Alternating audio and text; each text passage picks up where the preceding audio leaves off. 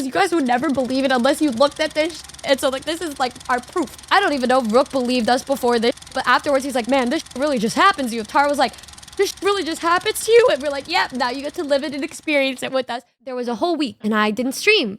You may be wondering, why didn't she stream? Well, I thought it would be a fun idea to do another ski trip because one of the sub goals from the subathon was a ski trip vlog. And so I said, all right, let's do a ski trip vlog. Surely it won't go as wrong as last year's ski trip. Last year, there was a crazy ski trip where we were in a blizzard. Everything went wrong. Gooby's flight got f***ed over. Mish's flight got f***ed over. Everything went wrong. I said, surely it won't go bad.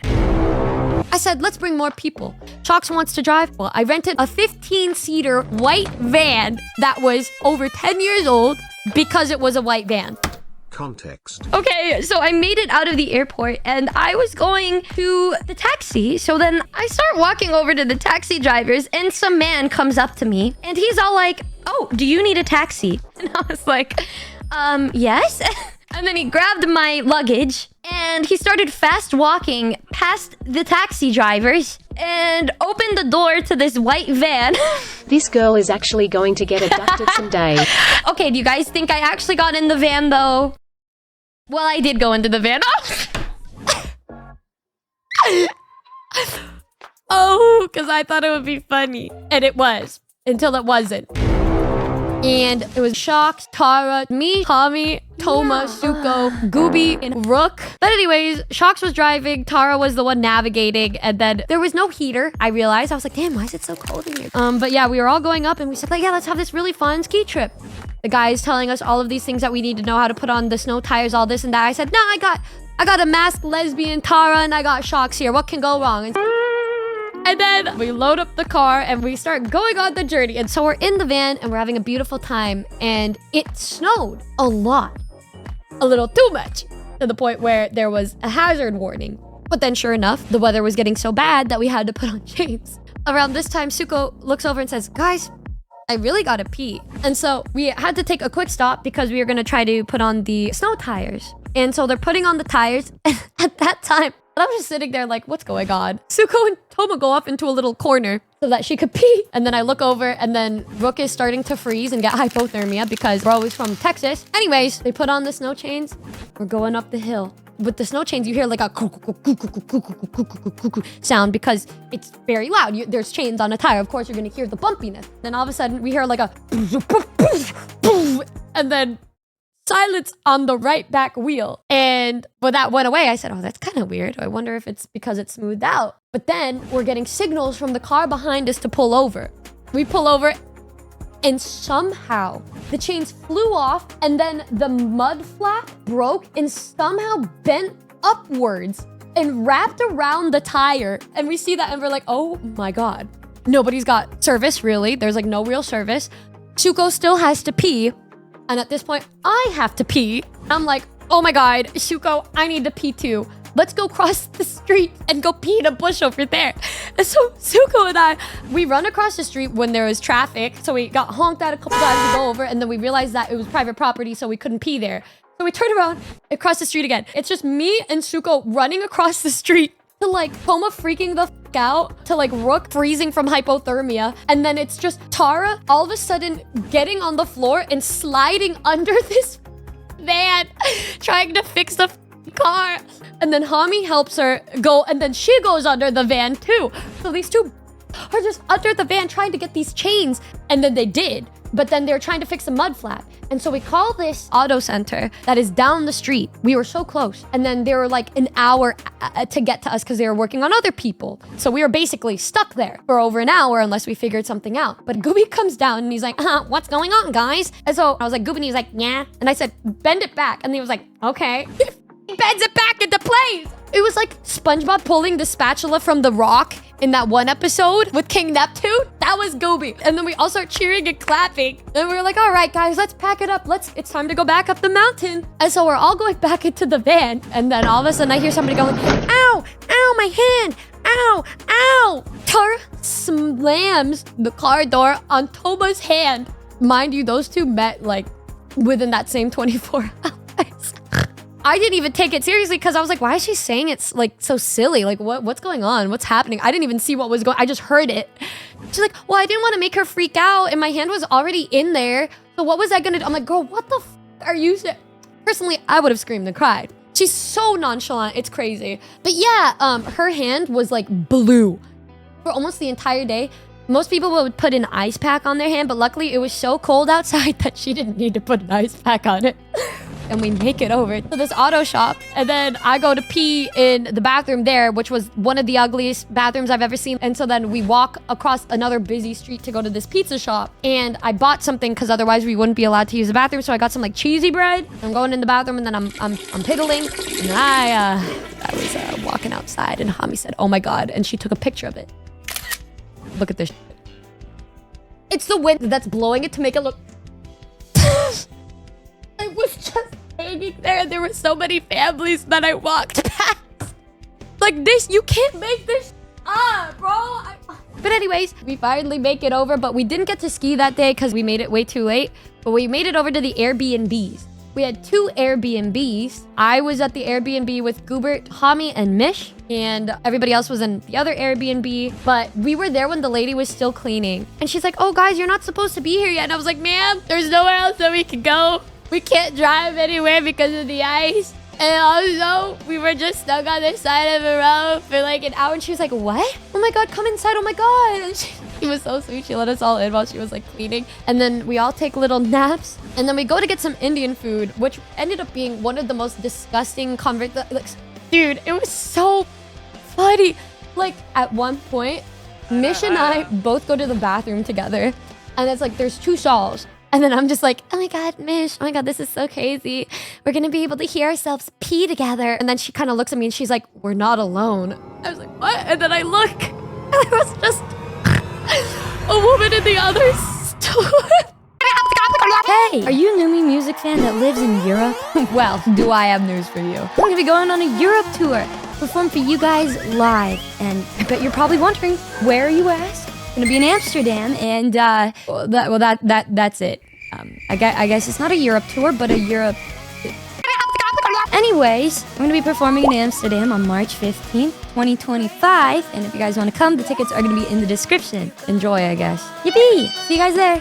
And there was no music, no nothing in this bathroom. And so we were just trying not to cry laughing. The other woman comes out of that other toilet. She just kind of looks at me and smirks. It was the other waitress. And I'm like, Yalla cooked. But then like when me and Mish were walking back to the table, all of the employees were just giving us this like smile because I'm assuming that the other waitress like told the guys what happened. Mind you, we went to the same exact Indian restaurant last year and we had the same exact waiter. And I think at this point the guy remembered us because he was just like, yeah, you guys had fun, didn't you? It was just a crazy time, bro. So Shocks drove us to our Airbnb, right? We pull up and we see that there's this giant ramp to get up to the house. And then we're like, we'll be okay. But basically, this part right here, the ice was so slippery. All of them kept falling and sliding down and eating. So like we're trying to go down here. I figured out that if you just walk down this way, you'll be fine. So I was okay, right? There's Gooby. And then there's Hami. This is from Tara's POV. And then like Mish goes like, ah, and then she falls on her ass and like slides down. And then immediately after this, Hami was like laughing, and then Hami slides and eats. And then it ends after this for Hami's POV, but at the end she's like, Gooby, no! And then Gooby eats and falls right after, and then they all like start falling over each other. And then Mish gets up and falls again. It was so funny. Yeah, in the room that me and Hami were sleeping in, what is this next to the nightstand? Bro, hello? I was showing this to Mish and Mish was like, this isn't even American. No words. And then after all of those little shenanigans that went down, me and Hami went into the jacuzzi, and then all of a sudden, like, Hami was all, look it over there, and we're both looking. Wow, look at that, it's a deer. Hami doesn't have 20/20 vision, but I do. I start kind of leaning, Girl, that's not a deer. It was a wolf. And she's like, no, that's a deer. Look at the way that it's kind of running like that. I'm like, that's not how deer run, homie. They gallop. Thank God it was going the other way, but we started getting scared. It's something like we just run inside and then we go. But everything was just crazy. Oh my God. And then we opened a bunch of Pokemon cards. We were chilling and we were hoping that the werewolf didn't eat Tommy in the time that I was showering. But we lived. Such a crazy day, bro. But then it was the next morning. And so then we go over to the slopes. We were excited. And everybody was getting their skis. And then we were there for like 20 seconds. And then all of a sudden, we get a message from Shocks saying, somebody sold my skis. Like, bro, so we had to get a new pair of rental skis. Luckily, they say it happens quite often because somebody probably just took it. So then he got a new pair. But usually if it happens like beforehand, they'll charge you like $400 for replacement skis. Yeah, that set the tone. That set the tone. We were just going straight to the slopes. And as we're going up the mountain, I was like, wow, I'm so excited to record. I'm so excited to record and have a really good time. And then all of a sudden, I felt in my pocket. I didn't feel my GoPro. We all had like walkie-talkies and I'm like, somebody took my GoPro. Over. Mish gets off of the slopes before she even starts and is looking for it the whole entire time. Mish, can I tell you something? I didn't find it in the bathroom. It was actually in my pocket the whole time.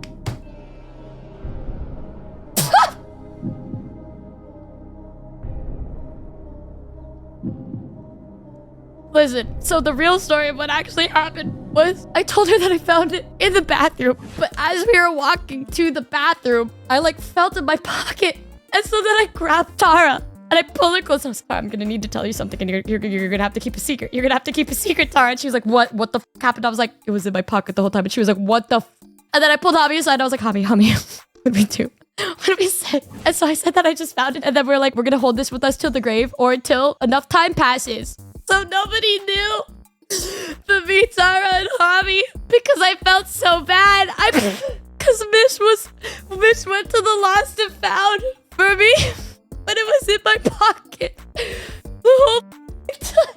On the bright side, though, at least it wasn't actually lost. You're so lucky. I love you, you bloody whore. No wonder you were so patient.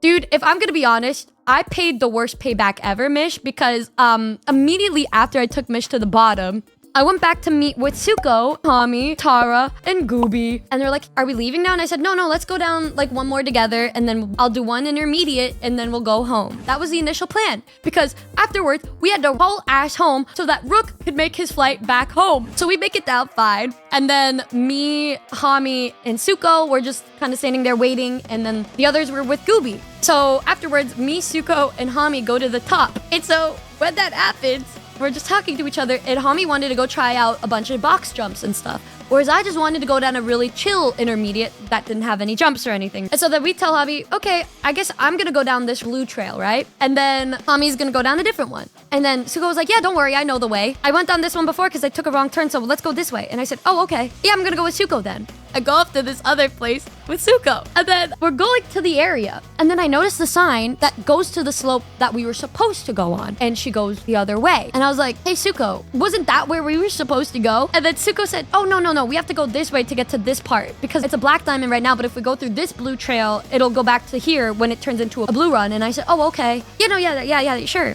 But then I noticed we're going farther right rather than left where the slope is. And then I'm thinking to myself, wait a minute, Suko, this doesn't make any sense. What's going on? And then where we're going, I'm noticing that all of the signs, there's no longer any blue. It's all black diamond, double black. And then she takes us to the one hill. And then she said, yep, this is it. I think this is going to take us to the blue. And I was like, Suko. This was me when I was happy, by the way. This was the green trail. As you can see, there's this little blue sliver. This is where we were supposed to go. She took us this way, off that side. This is where we ended up. As you can see, the ski lift was broken. Also, right here is where I was, right? Because I started feeling off. I said, this does not seem right. This is not right. This does not seem right. And so I'm kind of just slowly here. And then I stop right here. Suko makes it all the way down to here. He's like, come on, aren't you coming? I say, Suko, that's a black diamond that you were trying to go. You're trying to go down a black diamond. And then she said, no, the blue is right here. And she points to the right. But then I look, Suko, that's not the blue we were supposed to go on. And that blue is closed. It's closed. And then Tsuko goes quiet. She kind of inches towards the blue and kind of looks back at me. She said, "Oh!" And then we both just look at each other. Mind you, Rook had a flight that he needed to catch. We were supposed to go down an easy blue so that we could race down, meet up with the crew, and then go home so that Rook could make his flight. So then I'm looking over at Tsuko, and then I look here on the other side of this ski lift, and it looked to be a blue. And so I was like, okay, I'm going this way, Tsuko. I start jumping. I'm like, ooh, ooh. Meanwhile, Tsuko was so far down that she couldn't do the same thing. So Tsuko ends up taking off her skis, getting on all fours, and bear crawling up the mountain to get to where I was. And by doing that, she was like crawling. She would crawl up 4 steps, grab the skis, and throw them in front of her. And so she did that all the way up until she got to this. Yeah, and then at the same exact time, Misha's like, hello? Hello? Are you guys okay? Hello? But me and Tsuko were so far gone that the connection didn't work anymore. And so then Tsuko and I make it, but then we look down and then it's just a black diamond plummeting down. And so me and Tsuko are like, oh my god, oh my god, oh my god. And then I'm just taking my time. I'm just going slow and taking my time. And then Tsuko was a little bit in front of me. She's like, are you good, Numi? And I was like, Tsuko, I'm so tired. And then when we were almost there, I kind of realized that Rook would be really close to missing his flight. And then I locked in. And then I go up, and there's a man there. I go up to the man, and I'm like, excuse me, sir. I took a walk through with my friend. We're not supposed to be here. Because when I looked and I made it to the bottom, I realized that it was a completely different chairlift. And then Tsuko finally made it down, and then the guy says, oh yeah, you have to go all the way back up, and then go this way and this way and this way. But there's gonna be a couple little hard parts, but you'll be okay. And I was like, okay, thank you, sir. And so we get to the top of this lift, and we realize we're in a completely different area. Look over at Tsuko. Where are we? Said, I don't know. And every single thing was not just a black diamond. It was a double black diamond. They were not black. They were the double black diamonds. Even worse. And so then we ski forward, and I do see that there was a trail that said to go back to where we were supposed to go. And I was looking at that, and then there was a group of guys around our age that were just kind of sitting there on their snowboards. And then I go up to them, and then I said, hey, we went down the wrong path. How do we get back to the blue greens? These guys look at us and say, nah, man, no, that's closed, actually. No, that's closed. The only way to get there is to go down this way and then go up the lift and then go out through that way. And I was kind of sussy at this point. Tsuko says, oh, really? I said, Tsuko, that's going to take us back to where we were. What do you mean? Like, that's going to take us where we were. And these guys are like, no, yeah, you got to go down this one. And I look. They pointed to the double black diamond. And they say like, yeah, no, we can go down with you if you want. Yeah, we could. Yeah, let us go down with you. Yeah, we'll go down with you. I just didn't believe it. I didn't buy it. That didn't make any sense to me. I didn't buy it. And so I turn around, and thank God there was a woman there. I go up to this woman, and I was like, hey, and she's like, oh, are you lost? Are you trying to find out where to go? She points to where the guys told us the road was closed and said, no, this is the only way you can get out. You have to go this way. I said, oh, okay. And then I turn around, and Tsuko's like, what? Aren't we going to go with them? They said that we should go with them. Shouldn't we go with them? I said, Tsuko, they're trying to pick you up. And then she said, oh, ew, fucking gross, ew, nasty. And then I said, oh my God, Tsuko, let's go. And then we just go past these guys. And so then we go to the path, and it took us back. God bless that woman. And then I recognized where we were, and I was like, oh, thank God. Oh, thank God. Oh my God, thank God. Oh my God, thank God. Oh, thank God. Oh, thank God. And then I was like, all right, Tsuko, I'll see you at the bottom. So at this point, I just locked the in, and I like was some of the best I've ever skied, just going, and then I was like blasting through the blues, and then I get to the bottom. I finally make it, and Mish is sitting right there. Felt like the sun was shining directly onto Mish, and I was like, Mish, I'm never trusting Tsuko again. And then she was like, oh my God, what the And so then I run all the way back to the van, and then I was telling everybody what was happening, but then I was like, wait, where's Toma and Gooby? Gooby got Toma stuck on a different one. So it turns out that we weren't the last ones there, but Gooby and Toma were the last ones because they got stuck on a different mountain, and then we were all just going through our own traumatic experiences. And Rook ended up missing his flight. Well, we could have made it, but then Shocks kept missing turns. But then we made it back home, and I got Rook a new flight that left the next day with the Australian and the Canadian, so they were fine. But before that, we had to drop off the car. I apologized to that man. He had us deliver it to, like, the ghetto. And the guy was like, yeah, the area's a little dicey, but, you know, it's not that bad. And then I'm like, wait a minute, this place looks familiar. And the guy was talking so much this place that I realized it was right next to Holmes's house. What a coincidence. Oh my god. But yeah, then we ended up making it home. We had a good time. And then slowly we were dropping everybody off. Yeah, I think I will do a 2-parter with this story time because I didn't realize we've been streaming for 5 hours and 20 minutes.